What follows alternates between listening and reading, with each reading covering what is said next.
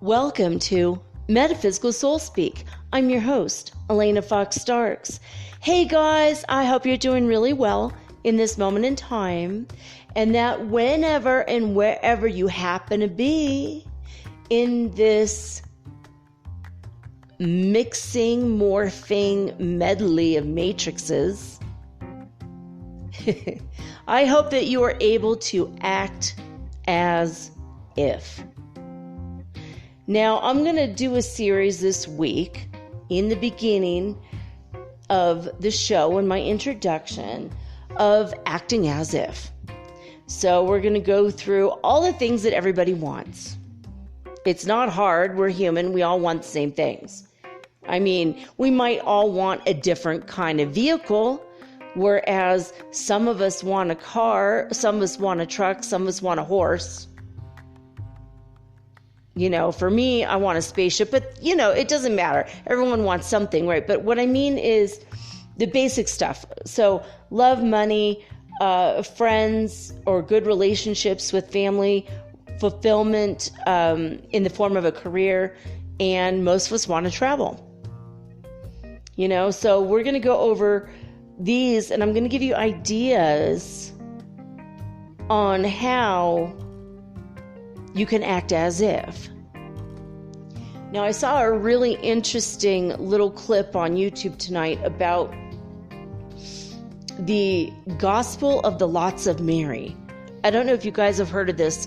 I haven't read it. I just saw like a 6-minute video, which kind of really perpetuated and sparked this whole thing, along with my homework that I have to do for my TESOL certification to teach English, because that's in the rest of my world, that's what I'm going to be doing.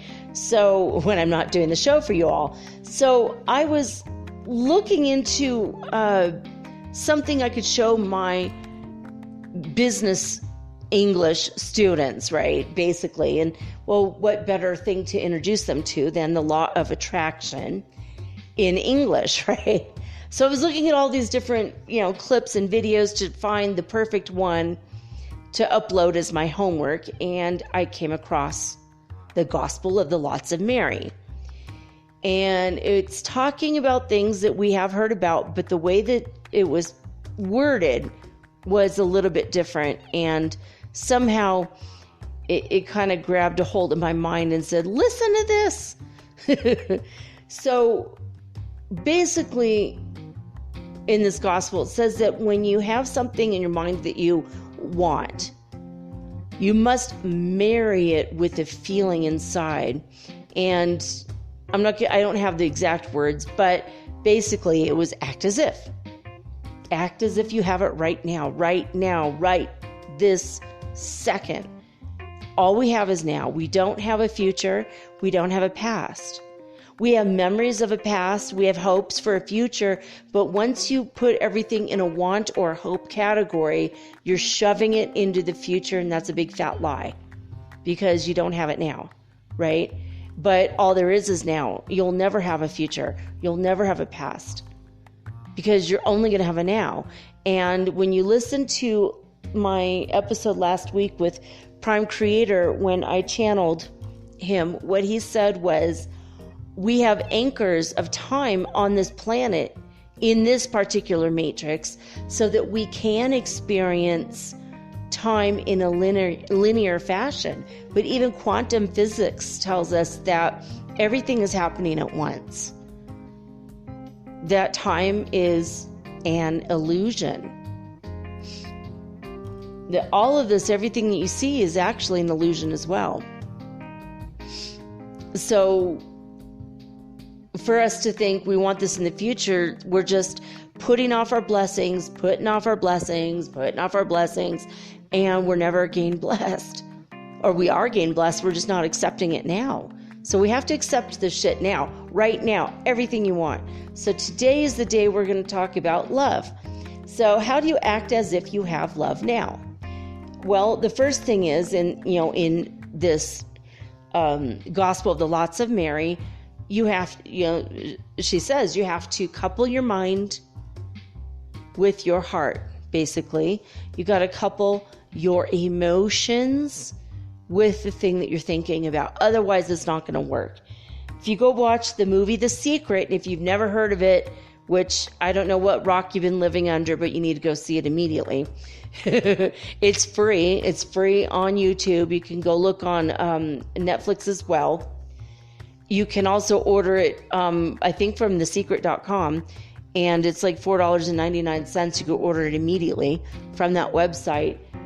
It is highly recommended. You could even get it off eBay. You could get an old copy. Honestly, the very first edition is better than the second, just saying, because all of the Abraham Hicks stuff was removed in the second version. So the Abraham Hicks part of the movie is excellent. Excellent. So please, if you're going to see it for the first time, and by the way, this is not a movie to see once, go, oh, that was interesting, and then you ignore it. Watch it 2 times, 5 times, 10 times, 20, 30, 40, 50 times until you have it in your mind what's going on. But keep in mind, they don't really talk too much about the emotional stuff, the emotional component. So when you're trying to use your mind to attract something, you got to use your heart to feel it's happening now. Now, your subconscious mind does not know the difference between fact and fantasy. Your subconscious mind does not know the difference between the future, the past, the now, the whatever. Your subconscious mind is just your subconscious mind, right? It's only your conscious mind that goes, well, that's not really true. That's not really happening now. And that's like your inner critic it's like right there in your conscious mind. So you need to silence that critic, and the way you do it is you feel the feels. So let's talk about love. Whether you want a man or a woman or whatever, what have you, I don't want to do this in a heteronormative way, but, so just leave it open to interpretation to your particular situation. Okay. So say you want your person, whoever your person is, whether you know who they are or you don't know who they are, but you know that they are there for you sometime. They're not with you right this second, right? And you don't want to consider that there in the future, because then you might push that away. You don't want to push them away. So what you do is you could close your eyes, you could put your hands over your heart, or you could just hug yourself and imagine that person is there with you, hugging you too. Okay? And you feel that they're with you, and you feel their soft kisses on your cheek. You feel their arms around you. You feel their hands holding or touching your hands. You hear their laughter in your ears. You feel the energy that they have as they walk next to you. And you feel how much you love them. You feel how much they love you. And that love can be so intense that it feels palpable, like it's so powerful that when you walk into a room with your beloved, everyone's going to turn their head and look, because they're all attracted to the love that you're radiating with your person. That's what I mean. So affirmations, how do you do affirmations? A lot of people say, I want this, I want that, I hope to have. So screw all that. You don't want to say want or hope. I have the love of my life at my side every day. I have the honor and respect I do that I do deserve in this beautiful relationship. I am so grateful and happy now that I have this relationship. And when you say these kinds of affirmations, pull the energy of love.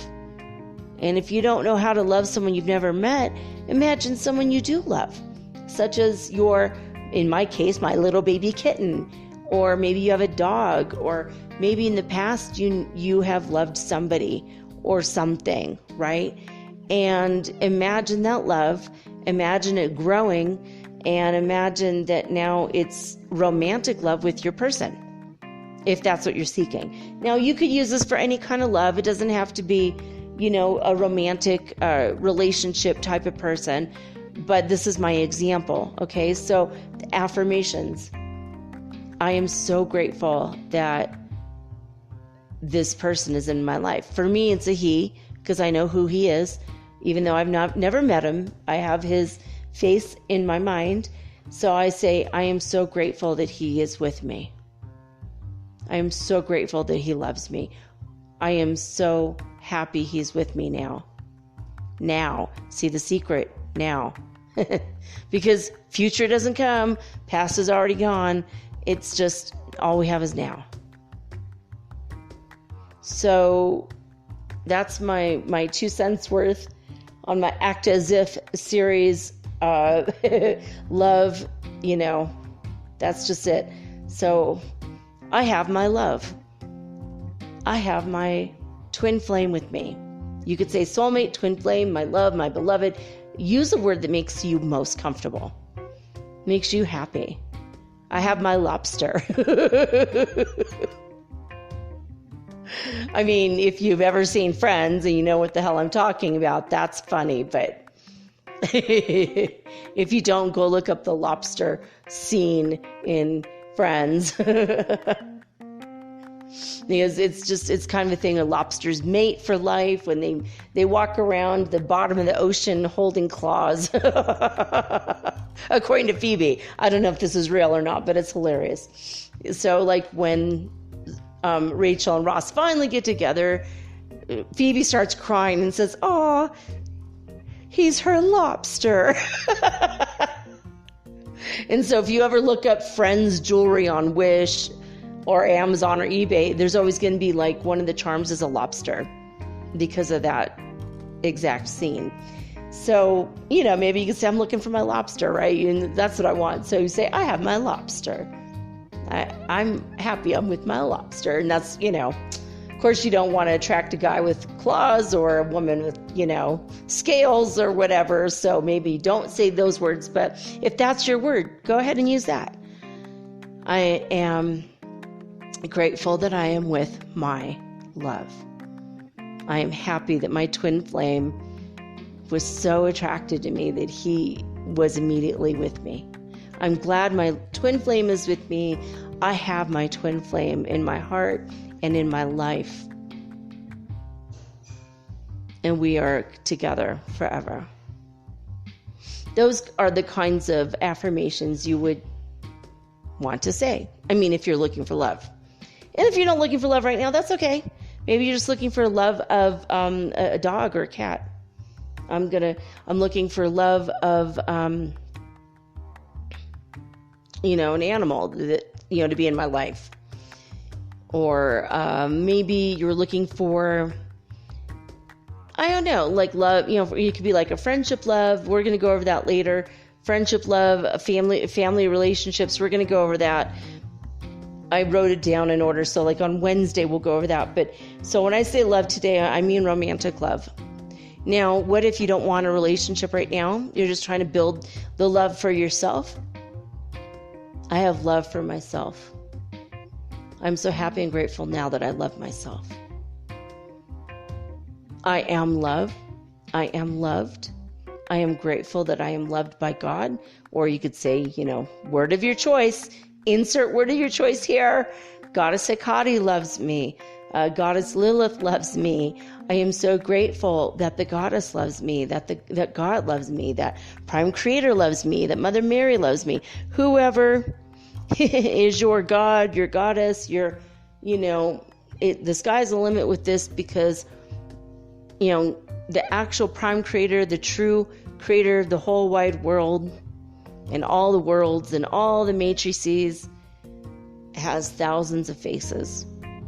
But it's only one creator, but how a diamond has a lot of different facets. Same thing with that energy. So there you have it. So that is it. There it is, my 2 cents. I added 4 extra minutes. Okay, I did pull a card today from the Literary Witches Oracle, and what we got today was Jamaica Kincaid, and it says history. I don't know, because I still can't find a PDF for this. I scanned the box that has a little scanner QR code, and it just, they have like 60 decks, and not one of them is Literary Witches, so I have no idea what the card means. But Jamaica Kincaid, I did look her up, and the picture here, it looks like she has either a seed pod for chocolate in her right hand or a mango. It's kind of hard to tell from the way it's drawn. It's the same color for either thing. And then in her left hand, she's got a snake. And then next to her and the snake is a raven. And behind her is laundry on a line. And anyway, she is a writer, obviously. And she has been around for a while. She's written a lot of books. And currently, and she's from the island nation originally of Antigua. But she does live in the United States. And she teaches at Harvard, actually, in Massachusetts.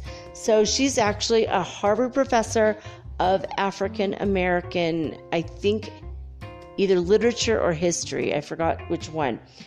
Or maybe it's just African American studies. But that's all I know about her. I couldn't really find out what this card actually means.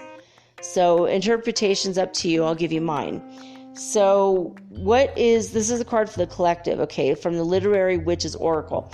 So the card of the collective is Jamaica Kincaid and history. Maybe it's a time for us to look into our own personal histories. And she's holding a snake. That can mean grabbing hold of her own personal power, Kundalini energy, life force. And also she's holding chocolate or a mango. I don't know which one. Either way, these are happy foods, and she's happy. She's smiling. She's just like joyful with life. And here's a raven, which might be her companion. And I don't know, history might mean different things to different people. I want you to interpret this the way you will. It looks like she's super, super happy. She's coming up out of the earth. And she looks like she's very solid in who she is as a person, right, in this picture. But also as a picture of the laundry behind her. So maybe, what does history mean? Your dirty laundry is coming back. It could mean, or that you've cleaned your laundry because you've now gone through a big purge. I know I went through an emotional purge this weekend, a really big one, with a lot of realizations. So maybe you're emotionally purging too, and you're like, and maybe it's your history, maybe it's your family's history. On this line behind her, it might be her clothes, might be clothes of her family. I'm not really sure.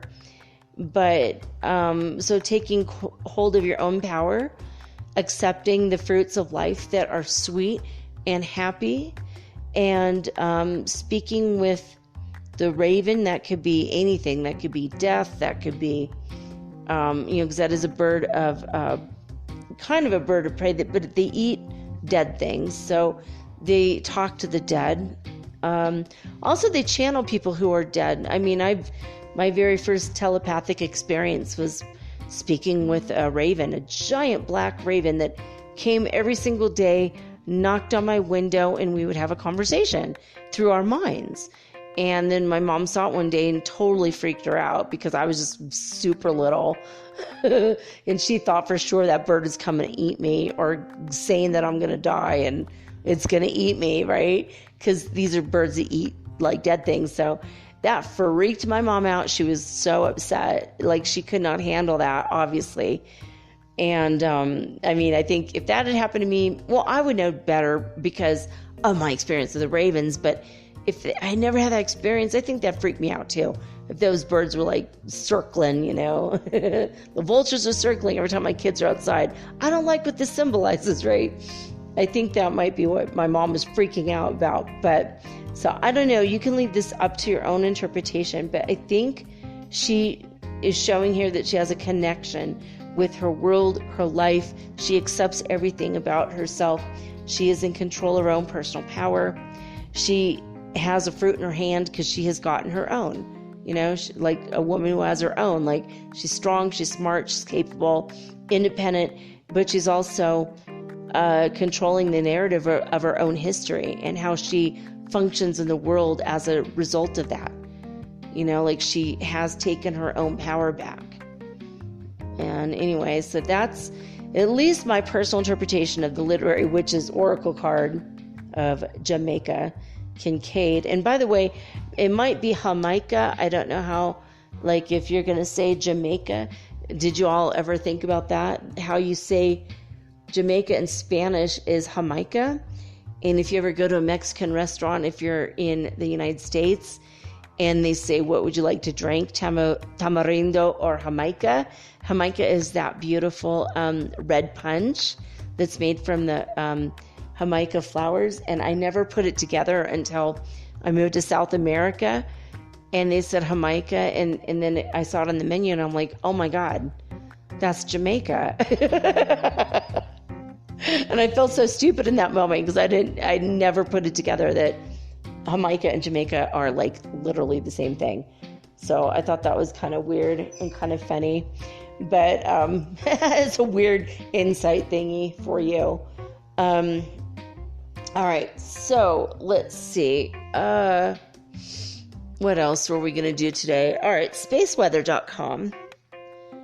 We're going to go there and see what's going on. Now, yesterday I checked the wind speed from the sun. It was 541.7, I believe, kilometers per second when I looked, and we were in the middle of a solar wind stream. We are currently in the middle of a solar wind stream, and it has slowed down a tiny bit, and it is coming at us, slamming into our world at 525.7 kilometers per second. That is the solar wind. Like, we're talking all kinds of energy, cosmic radiation, solar radiation, slamming into us with all that plasma, gamma rays, and all that good stuff. And not only that, we do at least have a large sunspot growing at the circled location, which is kind of just below the horizon of the sun, or the equator of the sun, just right there in the dead center. And it looks like 2776 that was there more prominent during last week is now over to the right and almost around the edge of the sun. So if that one has stabilized enough to have a CME burst, it's probably not going to face us by the time that happens. But this new one is a pretty large sunspot. It's growing. I saw some live feed videos that was recorded from suspicious observers on YouTube today, and the sun is really, this one large sunspot is really, really active. So there we go. Today is the 26th, and we are having it's not a massive, it's actually a G1 class, so it's kind of a minor one. We are in the middle of a geomagnetic storm right now.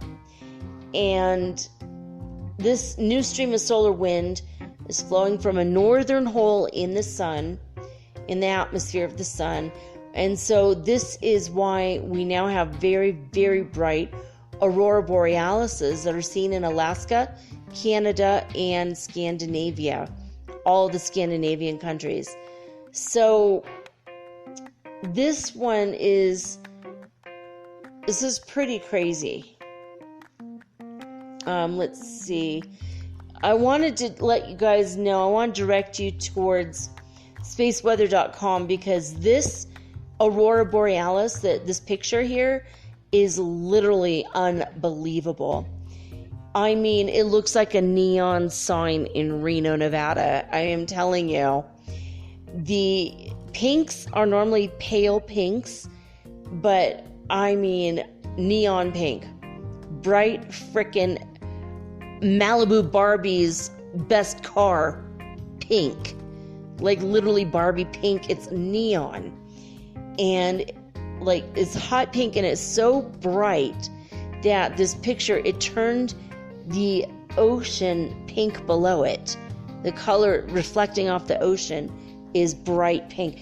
And above that is kind of a pale pink and kind of a whitish.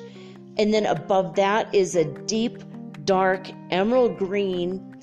And then over to the left half of the picture, we've got lime green, like the rind of a dark green lime.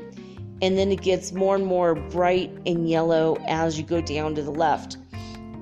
I've never seen an aurora borealis like this. This is beautiful. I mean, the last several weeks of aurora borealises are way different than anything I've ever seen. Because a crack in the magnetosphere is growing, and suspicious observers did say that there's like a 2% bigger crack every year. And he does believe we're in the middle of a magnetic pole shift on the planet. And he did reiterate that a few times in the past several days, as I've been looking at that, looking at his videos, because they're so interesting. There is some evidence that the skin of the earth has started to shift.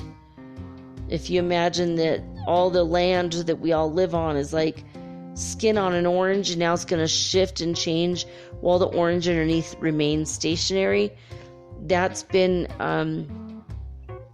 I guess, supposed by scientists for quite some time, and he's starting to say that there's evidence of this in some places on the planet. So if you want to go to the YouTube channel Suspicious Observers, he is an astrophysicist, and he's always talking about space weather and how it's affecting our land. He does expect some earthquakes this coming week and possible volcanic activity because of all the solar wind coming our way right now, as well as the potential flares, CMEs coming off that very large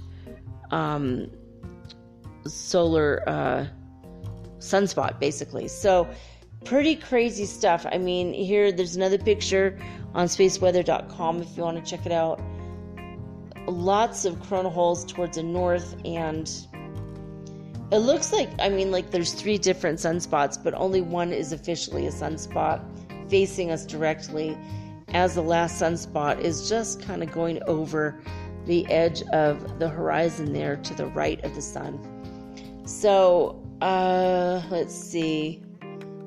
Trying to, There's something else here that I forgot to mention. Here we go. Oulu, Finland, the neutron counts that shows whether or not we have cosmic radiation coming our way, and indeed we do. 8.6% of the space age average, which means it has gone down since last week. We are down by 0.2% from in the last 48 hours. Seriously, you guys got to see this picture of, Marcus Varick took this picture in Tromsø, Norway, and oh my God, it's absolutely beautiful. Man, he took that over the weekend. According to the All-Sky Fireball Network and NASA's All-Sky cameras, they scan the skies every day and night above the United States. They look for meteoritic fireballs, and what they discovered today was 8 fireballs. 6 were sporadic and 2 were Orionids. Well, that makes me wonder if the Orionids aren't almost over now.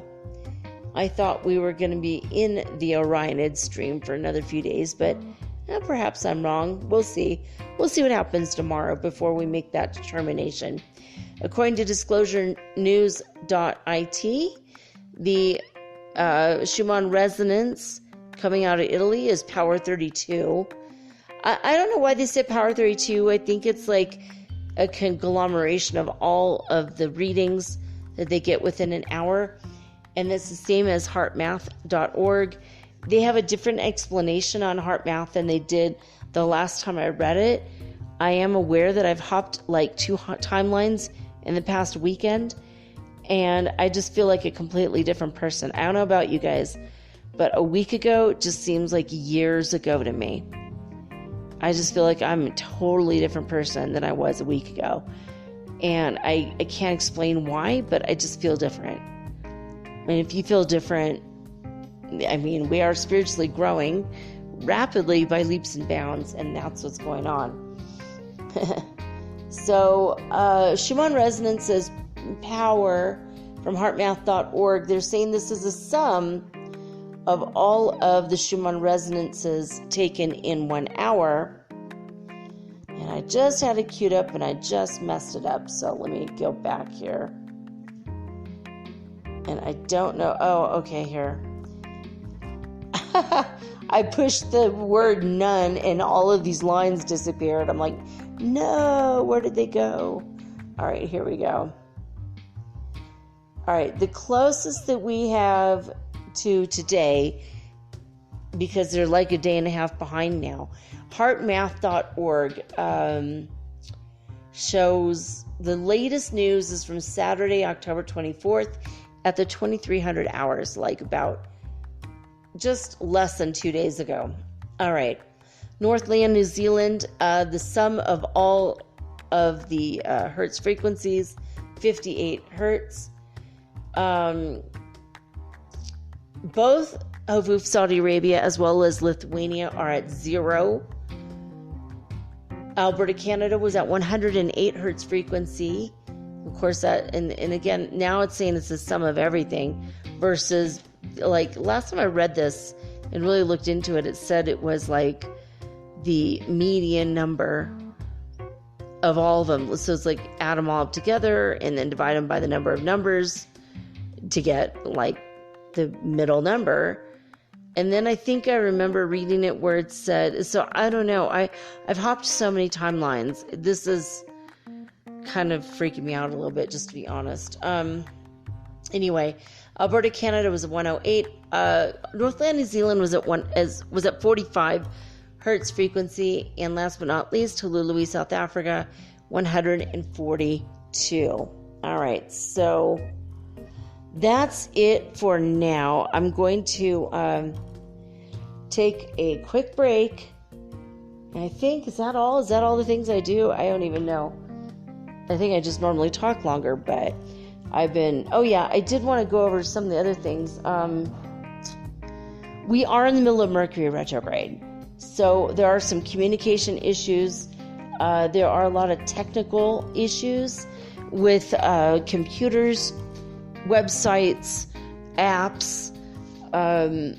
Because of the Scorpio, there's a lot of relationship things. I put a hilarious thing on my story, which isn't mine, but I saw it and I just forwarded it to my story.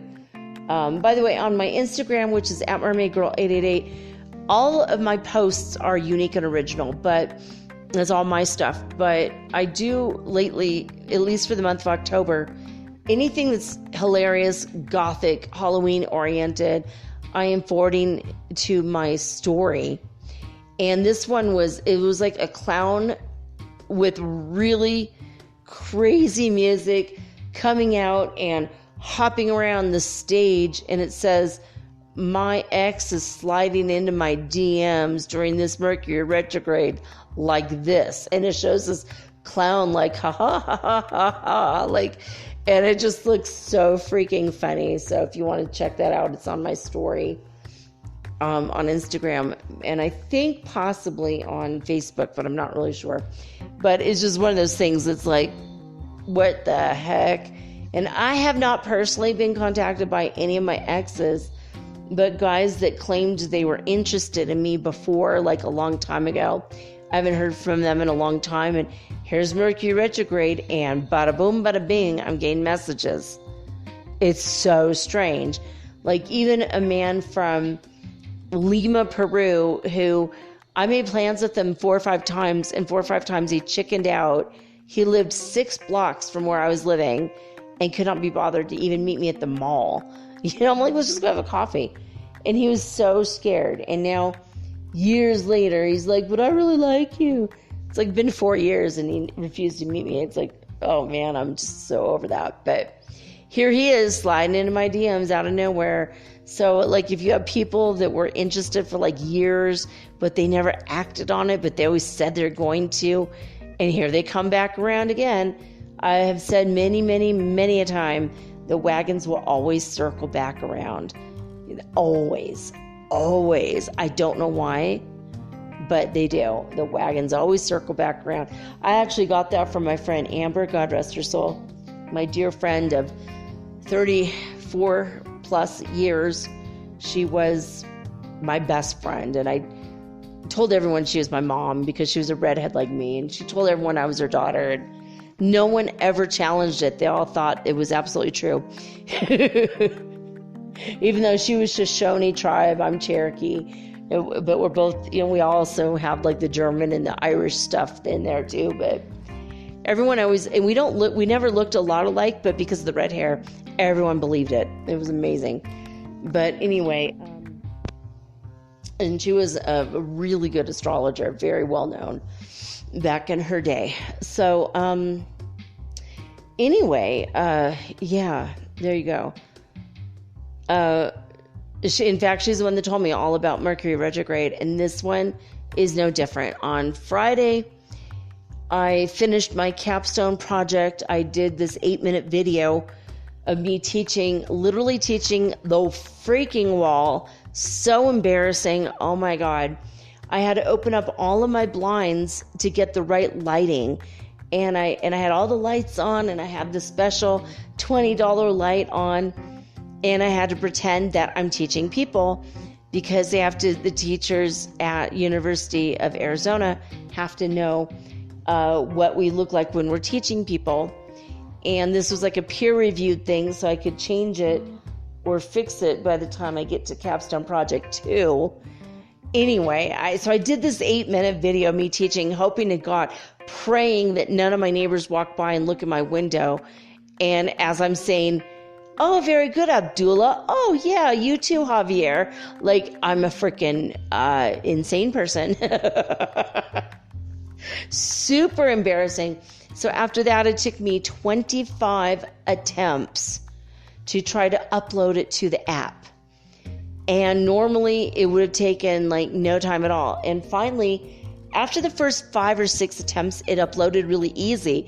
I'm like, yes. And then all of a sudden I got a notification that I failed my test. I'm like, are you kidding me? I spent all day long on Friday putting it together, figuring out a fake ass class, and I uploaded it, and they're like, you uploaded like a 30-second clip video about silent prayer. I'm like, the hell I did. And I looked, and I literally, from my WhatsApp file, someone had sent that to me like that day. I'm like, that is not the file that I chose. I chose the one that had my picture of my face. But guess what? Mercury retrograde, technological challenges, that is an example of what can happen. So I renamed it so it said, mini teach. So, because it's like a mini class. And I tried another 15 times.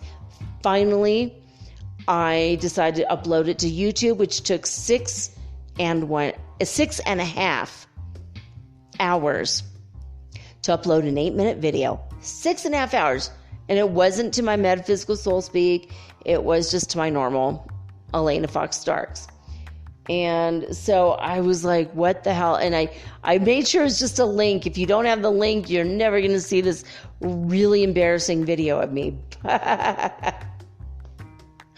But I did it, and I need to do it to get my teaching credential because I really want to do this as a job. I'd love to teach, I don't know, children, adults, it doesn't matter to me, teenagers. I just want to teach people English for money. I could do this part-time and have enough money to live comfortably here in Ecuador and just continue my life, right? I need to buy cat food for the kittens, so, And I couldn't believe it took 25 times before I finally got so I uploaded it to YouTube. I put that in, and as soon as I was able to get that uploaded to YouTube, I attempted 3 or 4 more times, and all of a sudden, out of nowhere, it uploaded. So now I had 2 videos, uploaded to the app, but it took like 2 days.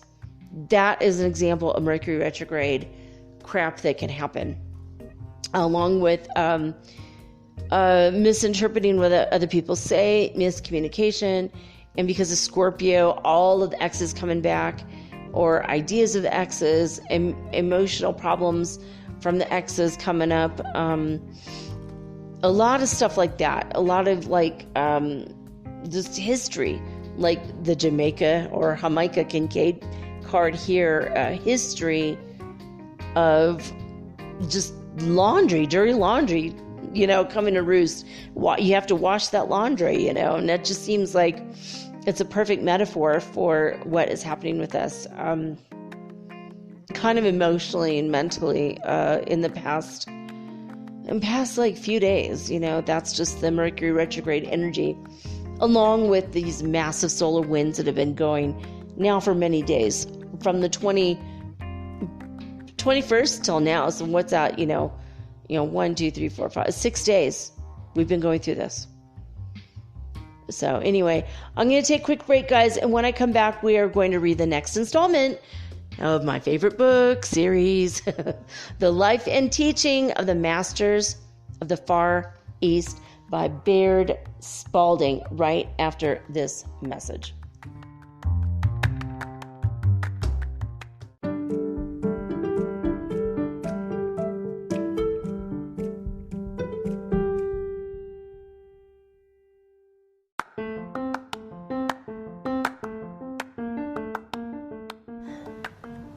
If you haven't heard about Anchor, it's high time you did.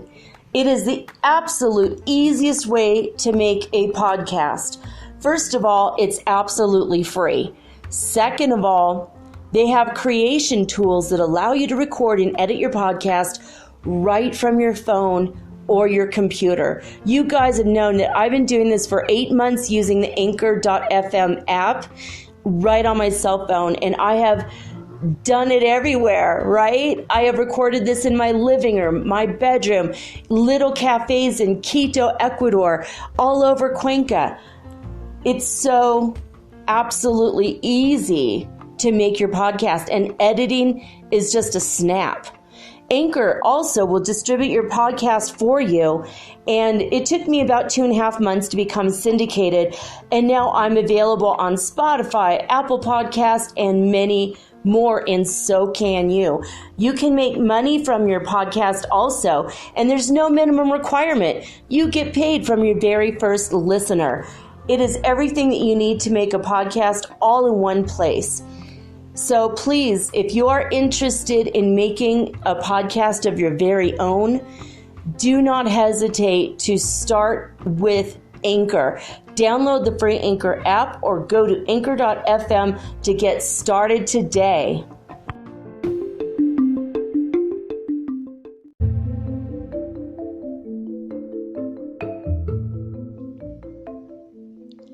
Mercury retrograde strikes again. This is the time of the year that it is absolutely necessary to not get angry when things don't work your way, the way you want it to, and just to be patient. I've been waiting for well over an hour for the first half of the show to get completely uploaded, and I keep having to redo it. Not remake it, but re-upload. I don't know what that even means, but that's a word they use on this app. So I'm just going to go ahead and start reading the book, and hopefully by the time I'm finished with the book, that will be uploaded and we can get this out on time. But if this is not out on time, let's just blame it on the Mercury retrograde, okay? Totally ridiculous. Anyway, so as you recall from what I've said in previous weeks, this book is one of 6 books and is the field notes for Baird T. Spalding from the year 1894. And he didn't publish this until about 1924, when he felt like the world was a little bit more ready for it than, in the previous century. 30 years before. He waited like 30 years to publish this. So I'm glad he did get it published, because not only is it one of my favorite book series, it's just so much hope for humanity and gives us a lot more clues as to what does it mean to be a spiritual master, basically. All right, so we left off at chapter 9. So here we go. Located in this village was the healing temple. It is claimed that only words of life, love, and peace have been given expression in this temple since its erection, and its vibrations are so potent that nearly all who pass through the temple are instantly healed. That's really cool. It's also claimed that the words of life, love, and peace have been used and sent out so long from this temple, and the vibrations emanating from them are so strong that should words of inharmony and imperfection be used at any time, they would have no power. We were told that this is an illustration of what takes place in man. If he would practice sending forth words of life, love, harmony, peace, and perfection, he would in a short time not be able to utter an inharmonious word. We attempted to use inharmonious words and found in each instance that we could not even utter them. This temple was the destination of those of the company who were seeking healing. It is the custom for the masters who are in the vicinity to congregate at this village at certain intervals for a season of devotion and instruction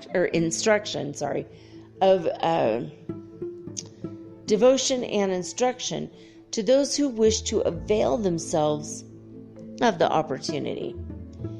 The temple is dedicated entirely to healing and is open to the people. Is open to the people at all times. As it is not always possible for the people to reach the masters encourage the people to go to the temple for healing. This is the reason they do not heal those that congregate for the pilgrimages. They accompany the pilgrims to show the people that they are no different from themselves, or than themselves, that all have the same God-given power within. I suspect that when they crossed the river that morning, they did it to show that they could rise above any emergency, and that we also rise above any emergency. In places not accessible to the temple, all who come to the masters for help are greatly benefited. Of course, there are the curious and those who do not believe, that do not seem to receive any help. We witnessed a number of assemblings of from 200 to 2,000 people, and all those desiring healing were healed. A great many told us they were healed by declaring silently that they desired to be made whole. We had the opportunity to observe a large number of those healed at different times, and we found that about 90% of those healings were permanent, while all the healings in the temple seemed to be permanent.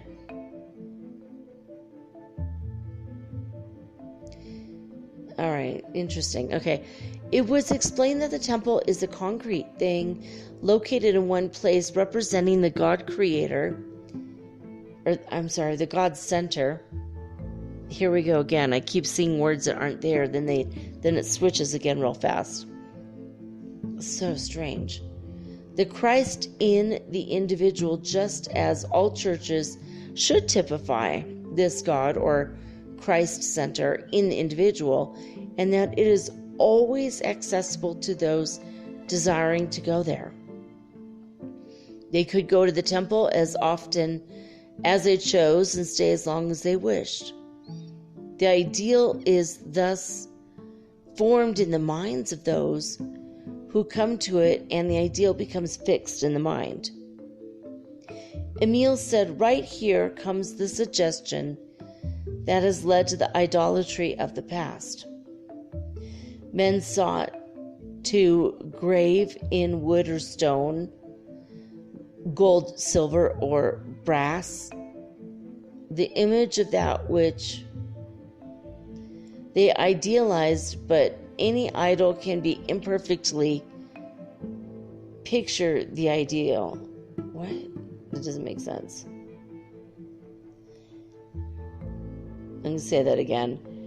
Men sought to grave in wood or stone, gold, silver, or brass, the image of that which they idealized, but any idol can only imperfectly picture the ideal. All right, that makes more sense than I read it a second time. Weird. The image, the idol, is no sooner formed than men become conscious that the ideal surpasses the idol, and they are shown that they must gaze upon love and idealize for themselves that which they wish to bring forth from the within, instead of graving any idol on outer form of the ideal they would express. A later form of idolatry is to idealize the personality of the one who expresses our ideal. We should idealize the ideal which he expresses and not the personality which expresses it. I don't know about you guys, but this guy sounds drunk to me. I hope it's making more sense to you than it is to me as I'm reading it, because I'm like, what? I think it's the words that are constantly repeating.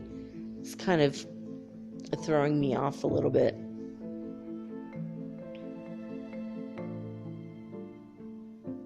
All right, so I'll say that last sentence again. Hopefully it'll make sense again to me. We should idealize the ideal which he expresses and not the personality which expresses it. This is true even of so great a person as Jesus. Thus, Jesus chose to go away when he saw that people were idealizing his personality instead of the ideal which he represented.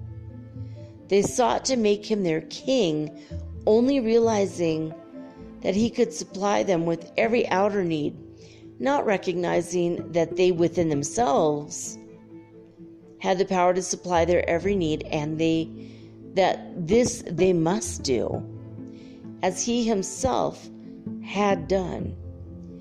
He said, "It is expedient that I go away, for if I do not go, the Comforter will not come." Meaning that as long as they looked to his personality, they would not recognize their own powers. For they must look within their very selves. Another may teach or tell you, but you of yourselves must do the work. For if you look to another, you build the idol instead of bringing forth the ideal. All right, chapter 10. Emile talked to us on the realization of the Christ consciousness. He said, it is through the power of our own mind or thought action that we are able to bring forth or realize the Christ consciousness. Through the power or process of thought, we can transmute and evolve our bodies or our outer conditions and surroundings through recognition of this Christ consciousness within ourselves, so that we will never experience death nor any change called death.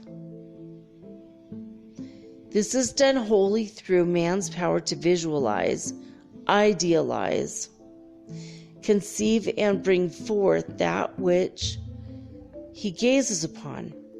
This is done by first knowing or perceiving or having faith that the Christ is within ourselves, seeing the true meaning of seeing the true meaning of Jesus' teaching, holding our body one with God, made in the image and likeness of God, and merging that body into the perfect God body, just as God sees us. We have idealized, conceived, and brought forth into manifestation the perfect God body. We are born again, truly of and in the spirit kingdom of God. It is in this way that we can return all things to the universal mind substance from which they spring, and bring them back or return them perfectly into outer form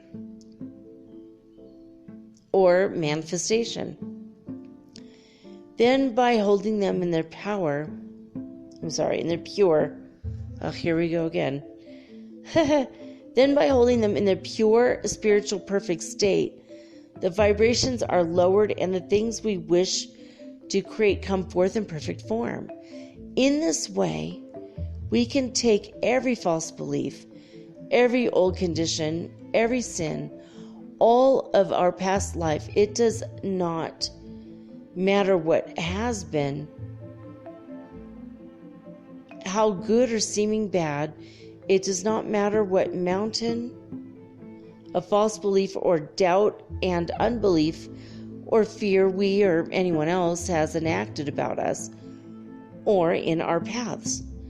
And we could say to them all, I now return you to the great ocean of universal mind substance, from which all things come forth, and where all is perfection, and from which you sprang. There's to be again resolved into the elements from which you were created.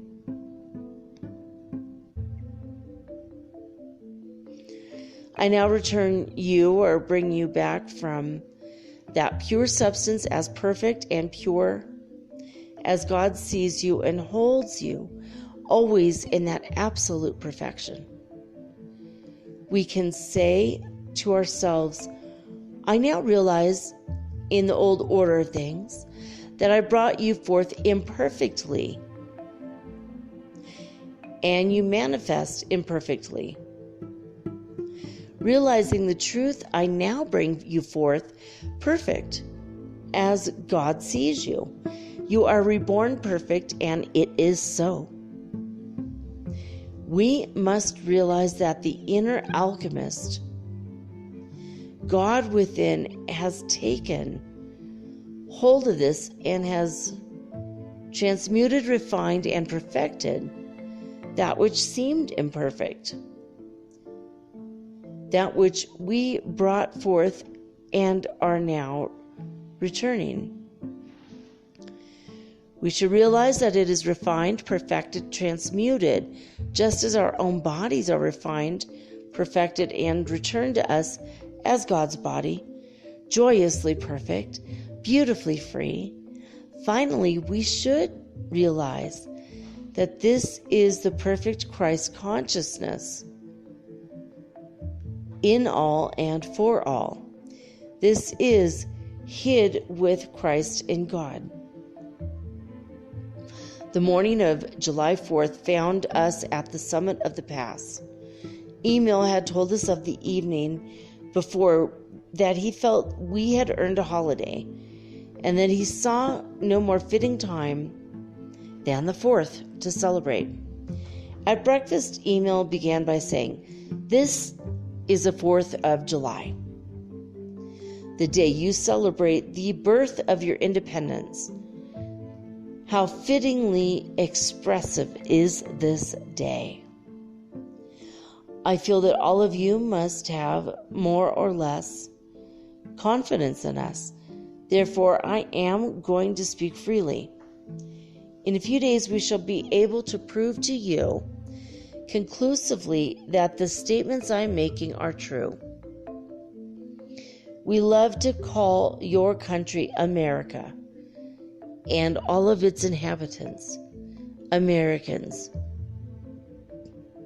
You will never know the joy these few moments bring to me on this day of such import, to be able to talk with you and see eye to eye with a small group of Americans who were, with one exception, born in that great land. Let me say that it has been the privilege of some of us to have beheld your country long before Columbus started on his memorable expedition. There had been other attempts at discovery, but they had come to naught. Naught. Why? Simply because of the absence of that one God-given quality, faith. The one who had the courage and faith to see and carry out the vision had not yet awakened. The moment that soul awoke to the realization that the earth was roused and there must be land on the other side, equal to that already known, we could see that another great, oh my gosh. I read that over. The moment that the soul awoke to the realization that the earth was round and that there must be land on the other side, equal to that already known, we could see that another great historical epoch had begun to unfold. Who but the great omnipotent one who sees all things, who could have awakened that little grain of faith in the soul of Columbus? What were his first words as he stood before the Queen that day, not recognizing the higher power? "Dear Queen, I am firmly convinced that this earth is round, and I wish to sail forth and prove it.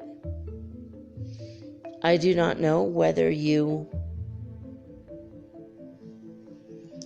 recognize it, but those words were God-inspired, and Columbus was recognized as one who had the determination to carry out what he undertook." Of course, just for the record, he's not condoning all what happened to the natives here. He's just saying that basically when he had that kind of faith and he somehow knew that his belief and his faith, that in and of itself was God-inspired. Obviously, all the crap that happened after he got to the Barbados region, he never actually set foot down in North America, what is now the United States. Did you guys know that? Columbus never ever went into the United States. He only went to the islands south of Florida. And that's how he discovered the quote-unquote Americas. Anyway, I just wanted to point that out. So, he's talking in this book about the divine inspired Columbus, but it doesn't mean that everything he did was divinely inspired. Just like everything you guys do and I do is not always divinely inspired. But some things are. So I just wanted to point that out.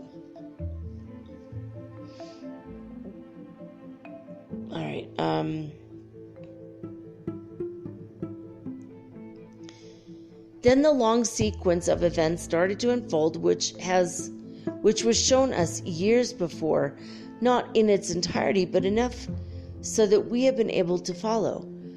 Of course, we dreamed of the almost unbelievable wonders to be accomplished and recorded in the seemingly short span of years has passed. But those of us who have been privileged to live through it now fully realize that far greater wonders are in store for your great nation. We feel that the time has come for your nation to awaken to its true spiritual import, and we wish to do all we can to help you to this realization. It appears that their interest in us was prompted by their great desire to have America accept the Christ consciousness and then realize her possibilities. They know that her inception was truly spiritual, and through that fact, she is destined to be a leader in the spiritual development of the world. Now that's weird, because these are words that were written, well, what is that? They'd be roughly 130 years ago. So I kind of do believe it's happening now. It took a while, 120 years before we all decided to wake up spiritually and even, be open-minded to books like this. Like, I think that maybe even after this was written, people weren't accepting it the way they ought to have because they weren't quite ready for it yet, and we're ready for it now. We're excited about it and clamoring for this kind of powerful knowledge that we literally couldn't really find anywhere else, So, all right, let's see where we're at time-wise. Cool, we have time for another chapter, maybe two. All right, chapter 11. After the meal was finished and we were sitting around the table, one of our party asked how the room was warmed. Emil said, "The warmth that you feel in this room comes from a force that we are all able to contact and use. This force of power is higher than any of your mechanical force or power, but can be contacted by man and used as light, heat, and power, even to the driving of all mechanical appliances. It is what we call a universal force. If you were to contact and use this force, you would call it perpetual motion. We call it universal power, God power, supplied by the Father to work for all of His children. It will turn and move every mechanical device, finish transportation within the... I'm sorry. Oh my gosh. Let me start that again. It will turn and move every mechanical device, furnish transportation without the consumption of fuel in any way, and it will also furnish light and heat. It is everywhere present without money or price and can be contacted and used by all. One of our party asked if the food had been prepared by this force. I'm sorry. Oh my God. One of our party asked if the food had been prepared by this force. Okay, there we go. he's talking about the food that just appeared magically, and their hands are on the tables in front of them. We were told that the food came prepared as we had eaten it direct from the universal, just the same as the bread and the other provisions had been supplied heretofore. We were then invited by email to accompany the group to their home, about 200 miles distant, where we would meet Emil's mother. He went on to say, "My mother is one who has so perfected her body that she was able to take it with her and go on and receive the highest teachings. Therefore, she is living." Therefore she is living in the invisible at all times. She is doing this from choice. So she's doing this from choice as she wishes to receive the highest, and by receiving in the highest teaching, she is able to greatly assist us. In order to make this clear to you, I might say that she has gone on until she has reached the celestial realm, as you would call it, the place where Jesus is. This place is sometimes called seventh heaven. So that's where, didn't I just say that the other day? And then I mentioned eighth heaven, which is not true. It's ninth heaven. I forgot to mention the everyone goes up, but it skips one. So anyway, heaven itself used to be in the seventh dimension. Now it's in the ninth, because everything is moving up. Remember, as above, so below. As below, so above. All right, so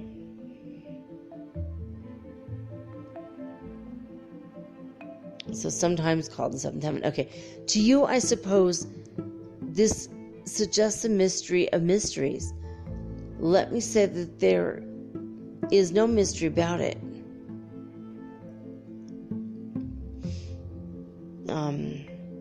It is a place in consciousness where every mystery is revealed. Those who have reached that state of consciousness are outside the mortal vision, but they can return and converse and teach those who are receptive. They can come in their own bodies, for they have so perfected their bodies that they can go anywhere. Okay, I'm sorry. I'm just lost my place again. Ooh. But they can go where they... Okay, I'm sorry. They can come in their own bodies, for they have so perfected their bodies that they can go where they will with them. They are able to return to earth without reincarnation. That's an interesting thought, right? If you perfect your body so much so that you're not going to die, you won't leave a corpse, you could just go anywhere you want. But if you need to recreate a new body on earth, you could do it. It's not that big of a deal. I mean, for the spiritual masters, obviously. That's pretty awesome.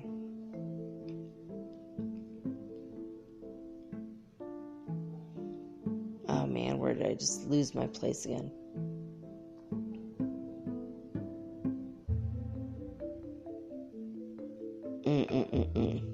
Again with this. All right, without reincarnation. Okay. Those who have passed through death are obliged to be reincarnated in order to return to earth with a body. This body was given to us as a spiritual perfect body, and we must so see and keep the body in order to retain it. Those who have left the body and have gone on in spirit now realize that they must again take up a body and go on and perfect it. And what I think they mean there is start over, reincarnate, be a baby again, and perfect yourself repeatedly. So obviously it would behoove you to be a spiritual master as fast as possible to avoid that reincarnation karmic wheel of life.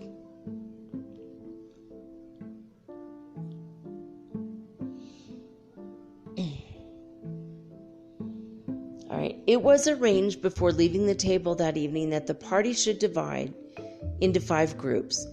Each group is in charge of one of the 5 that appeared in the room and taken dinner with us. This would enable us to cover a larger field and would greatly facilitate our work. And at the same time, it would enable us to verify such things as traveling in the invisible and thought transference. This plan would be at least would be at least 2 of our men and in each party, and one of the 5 is leader. We would be quite widely separated, yet we were to keep in touch through those who were so greatly befriending us and giving us every opportunity to prove their work. Quickly check the time. All right. Okay, one more chapter, and I think this is it. Because, I mean, this book, man, that's a portal. There's so much high vibration in this book. I hope you guys can feel it. That it's like I want to just close my eyes, go to sleep, and go to another dimension. And go talk to these people in person. This is what it's like, giving me that energy. It's like a pulling me along kind of feeling. You know, pulling me over to them. Alright, so Chapter 12. The next day, all details were arranged, and 3 of our party, including myself, were to accompany Emil and Jast. The morning following found each party with its guide and attendants all ready to depart in different directions, with the understanding that we should carefully observe and record all that occurred, and should meet 60 days later at Emil's home in the village just spoken of, 200 miles distant. We were to keep in communication with each other through our friends. This was accomplished each evening by these friends conversing with each other or traveling back and forth from party to party. If we wish to communicate with our chief or with any other member of our party, all we needed to do was to give our message to our friends, and in an incredibly short time we would have the answer. In giving these messages, each would write them out in full and note the time to the minute on each message. Then when the answer came, we would do the same. When we came together again, we compared notes and found that all noted corresponded. Aside from this, our friends would travel from one camp to another and converse with us. We did keep accurate records of these appearances and disappearances. And also we noted the time, place, and conversations, and all checked fully when compared notes later. At times after this, we were widely separated. One party would be in Persia, one in China, one in Tibet, one in Mongolia, and one in India, always accompanied by our friends. At times they traveled in the invisible, as we called it, distances as great as 1,000 miles, and kept us informed as to the beginnings and progress of each camp.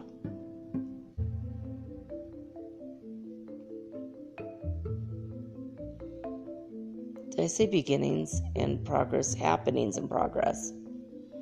Oh my God, I keep leaving my body. This is literally the last one I'm going to read today. So it's crazy that all these people were in all these different countries, seeing what they could see, I guess.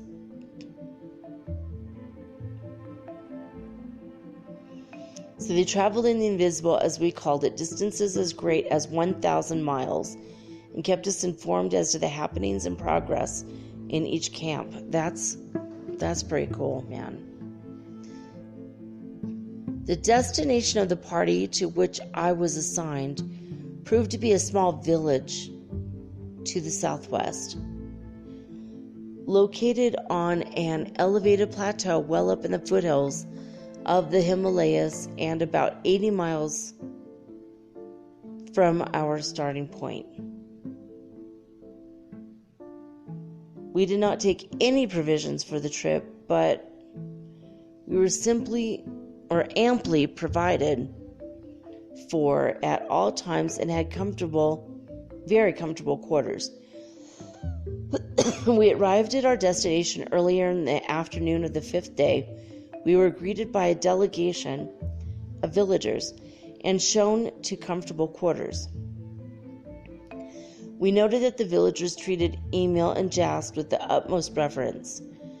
We were told that Emil had never visited the village, but that Jast had been there before. The occasion of his first visit was in response to a call for help to rescue the 3 villagers from the fierce snowmen, snow-men, not actual snowmen made from snow, but snow-men, that inhabit some of the wildest parts of the Himalayas. This present visit was in response to a similar call, and also to minister to the sick who could not leave the village.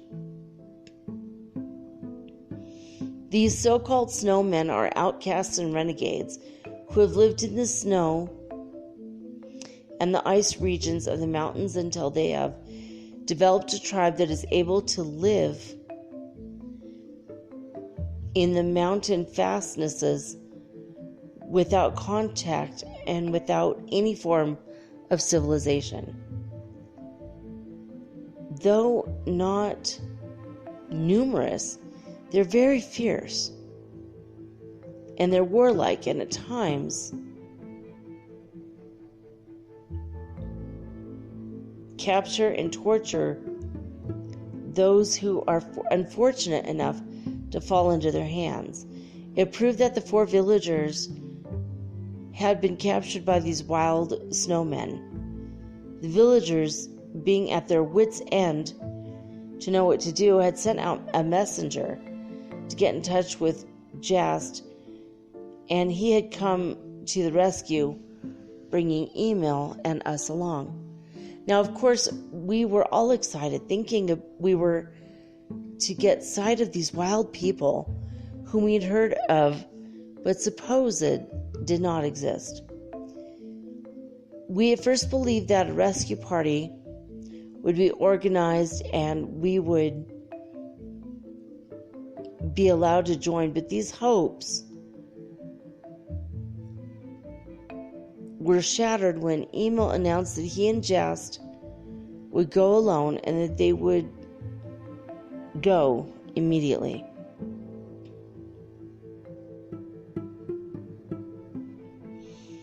right. In a few moments, they disappeared and did not return until the second evening with the 4 captives, who told weird tales of their adventures and of the strange people that had captured them. It seems that these strange snow people go entirely naked, that their bodies have become covered with white hair like that of a wild animal, and that they can withstand the intense cold of the mountain altitudes. They are said to move over the ground very swiftly. In fact, it's claimed that they have been able to pursue and capture the wild animals that live in the region that they inhabit.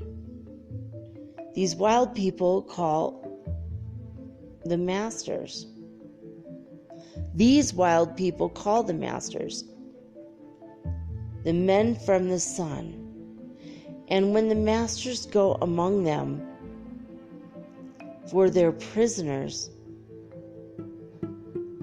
they do not resist. We were also told that the masters had made a number of attempts to reach these wild people, but these attempts had come to naught because of the fear in which the people held them.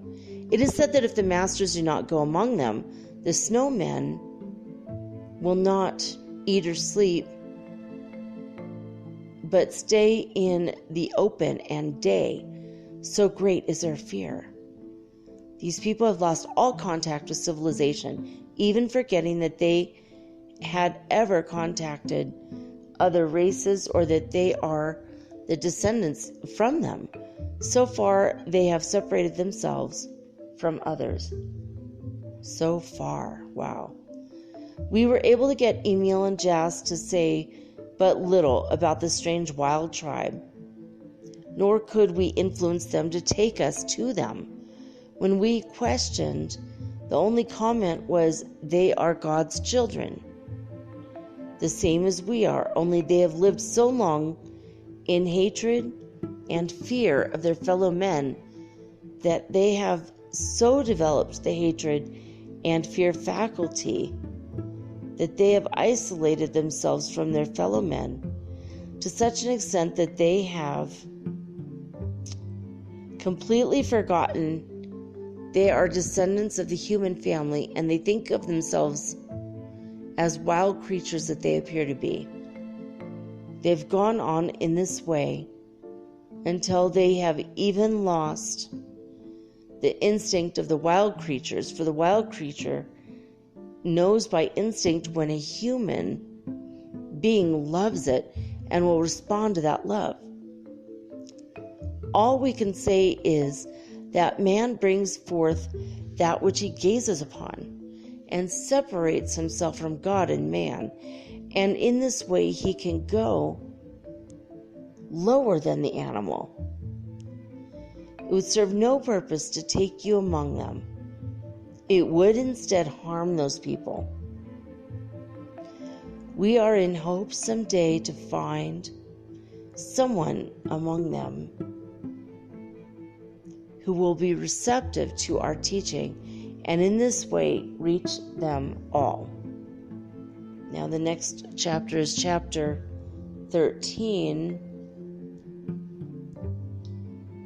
But I think I'm going to stop here. I don't know if you guys could tell, but man, we're being bombarded by some massive amounts of solar winds right now, and I could barely keep my eyes open. So I'm going to stop, and we will go to part 5 and chapter 13 next week on Monday. And tomorrow I will be back with all unique and original programming, just like always. Wanted to thank those of you who are new to the show and you're just testing the waters here. Stick with it, because you will get some good stuff out of it. You don't have to believe everything I say, but if you hear it, then you can know for yourself by testing how it feels to your gut, to your mind, to your heart. And when all three are in congruence with each other, then you'll know what is true and what is not for you. because everyone has a slightly different version of the truth. Anyway, I wanted to thank you guys that have been with me for a very, very long time. Regardless of who you are, I love all of you. And that's a secret, by the way, to open up your 11th chakra, especially if you're new. Just begin by loving everybody in the world, period. No matter if they're sassy with you or the wrong political party compared to you or what have you. Different religion, different thought stream, whatever. Everybody deserves your love because everybody is love, created from the Creator who created you with ultimate love. We all came from the same source. To that source we shall one day return. So, that was a divinely inspired message for sure. God does work through me all the time, so there you go. Anyway, I do love you guys. I want to say thank you to those of you who are forwarding my show information to your Facebook groups and to your friends and family and anyone who is spiritually awakening and they need help.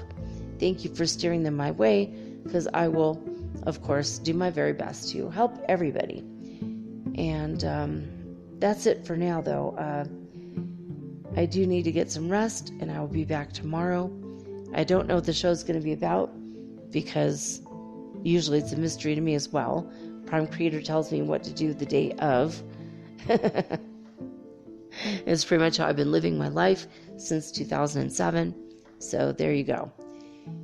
Anyway, if you want to direct message me ever, go to Instagram and direct message me at mermaidgirl888.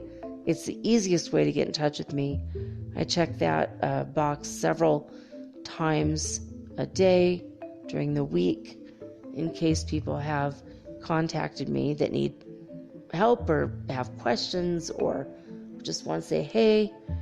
I'm right now the show's still kind of small, even though today I did reach 100,000 listens of Metaphysical Soul Speak the podcast. So anyway, if you want to tell anybody about this show, you could say, hey, I'm on Spotify, I'm on iTunes, iHeartRadio, all that, or just give them the address, which is anchor.fm/metaphysical.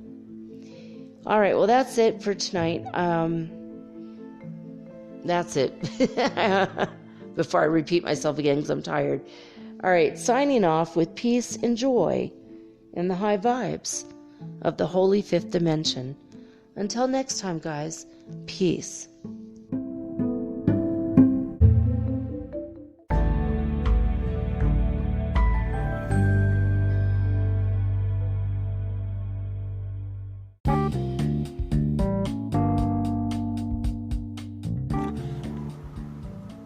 Metaphysical Soul Speak is run on sponsors and listener support. This means listeners like you.